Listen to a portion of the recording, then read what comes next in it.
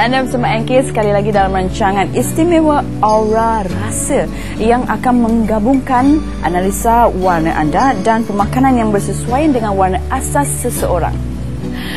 Rancangan Aura Rasa ini akan memberi tumpuan kepada apakah warna asas aura anda dan bagaimanakah caranya untuk memilih makanan yang boleh mengimbangi warna aura asas anda. Untuk pengetahuan penonton, setiap minggu rancangan Aura Rasa juga akan menampilkan tetamu jemputan atau selebriti dari pelbagai bidang. Di episod kali ini, saya berasa beruntung kerana akan mengenali dengan lebih dekat lagi seorang.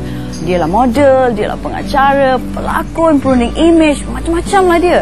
Dan kali ini beliau berjinak-jinak pula di dalam bidang perniagaan. Siapakah jejaka tampan itu? Mari kita bersama dengan Ashraf Sinclair yang juga berkesempatan bertemu dengan Master Hazil yang akan menganalisa aura Ashraf. Silakan.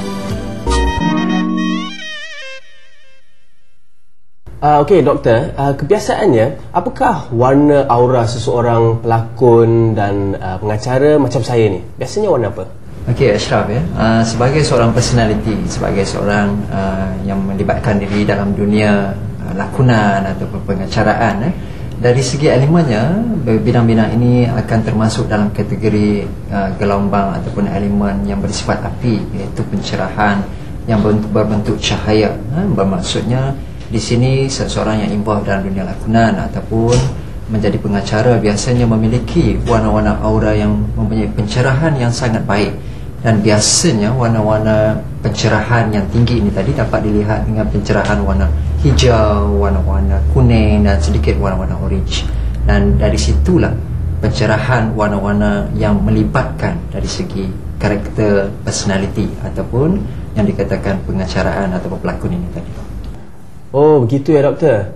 Jadi macam mana doktor kalau saya nak tahu warna aura saya? Macam mana caranya? Sudah tentu boleh. Jadi untuk memulakan diagnosis ni saya minta Ashraf untuk bukakan jam ataupun tinggalkan handphone di bahagian tepi dulu. Jadi kita akan mulakan dengan mengambil foto Ashraf dulu.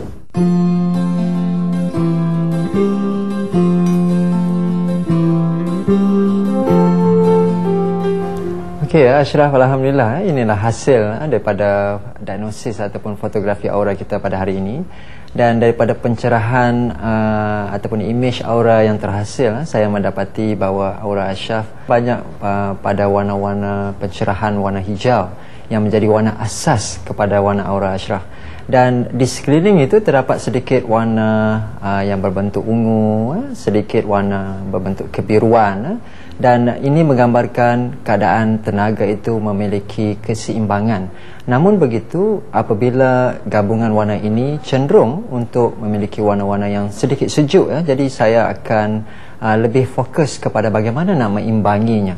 Dan daripada sini kita melihat sedikit pada cakra-cakra tertentu terdapat beberapa tenaga yang sedikit kurang. Sepertinya cakra yang berwarna orange yang menggambarkan sistem sirkulasi dan asimilasi. Jadi untuk meningkatkan tenaga ini kalau dari segi pemakanan kita memerlukan kecenderungan pemakanan yang bersifat mudah dihadam ataupun mudah dapat diserap oleh kita punya tahap usus, oleh usus besar dan usus kecil, supaya tahap asimilasi ini dapat bekerja dengan cepat dan menghasilkan stimulasi tenaga yang bersifat aktif ini semakin pantas. Dan daripada pencerahan ini juga saya melihat bahawa keperluannya untuk diimbangi dengan tenaga-tenaga hijau seperti sayur-sayuran untuk membantu tahap pengekalannya supaya lebih stabil dan berterusan.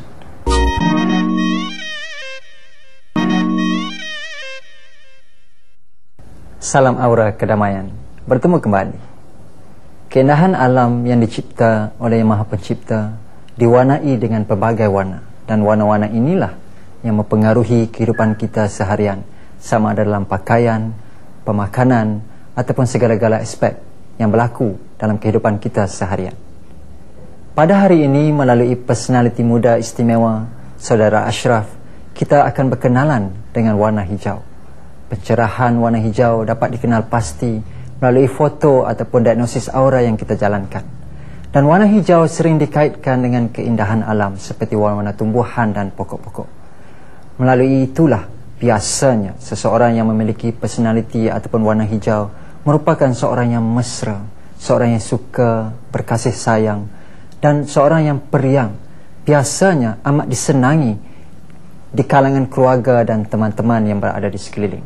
Personaliti hijau juga biasanya bersifat seorang yang berfikiran kreatif dan suka mengambil tindakan secara aktif.